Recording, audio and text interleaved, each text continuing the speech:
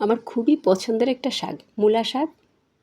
এই অসময়ে কিন্তু এই মূলা শাকটা পাওয়া যায়, খেতে অসাধারণ। 2-8টি শাক কিনে এনেছিলাম, ফ্রিজে রেখে দিয়েছি। সময়ের অভাবে রান্না করতে পারিনি, 2 দিন পর রান্না করেছি, সবগুলো লাল হয়ে গেছে। মাঝখানে পাতাগুলো শুধু নিয়েছি, কেটে ধুয়ে পরিষ্কার করে নিয়েছি। এখন ভাপিয়ে নিব। একটা কড়াইতে বসিয়ে দিলাম। এটার সাথে আর কোনো কিছু অ্যাড করিনি। পানিটা শুকিয়ে যাবে, ডাঁটাগুলো একটু সিদ্ধ হয়ে যাবে, এই পর্যন্তই ভাপাবো।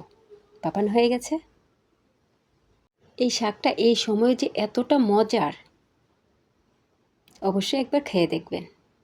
আমরা যারা পেজ চালাই বেশি ভালো ভালো ভিডিওই শেয়ার করি, মানে মাছ মাংস এগুলোর পাশাপাশি যে আমরা নর্মাল খাবার খাই, খেতে খুবই ভালো লাগে। একটা কড়াই বসিয়ে দিলাম, পরিমিত তেল দিয়ে কিছু পেঁয়াজ কুচি, রসুন কুচি, কাঁচামরিচ কুচি দিয়ে দিলাম। স্বাদ মতো লবণ দিয়ে কিছুক্ষণ পেঁয়াজগুলোকে ভেজে নেব।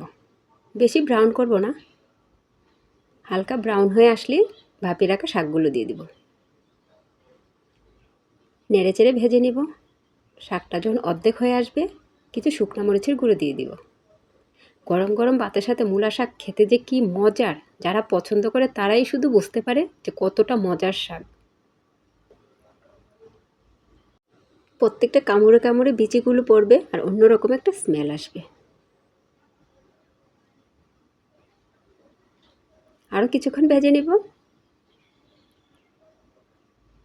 একদম নর্মাল একটা ভিডিও আপনাদের সাথে শেয়ার করলাম।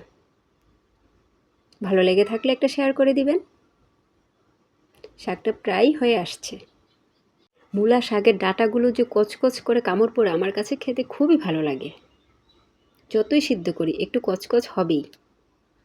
শাকটা হয়ে গেছে, পরিবেশন করে নিলাম। এত সুন্দর স্মেল বের হয়েছে, সত্যি আমি খুবই পছন্দ করি মূলা শাক। এতক্ষণ ভিডিওটা দেখার জন্য অসংখ্য ধন্যবাদ। আল্লাহ হাফিজ।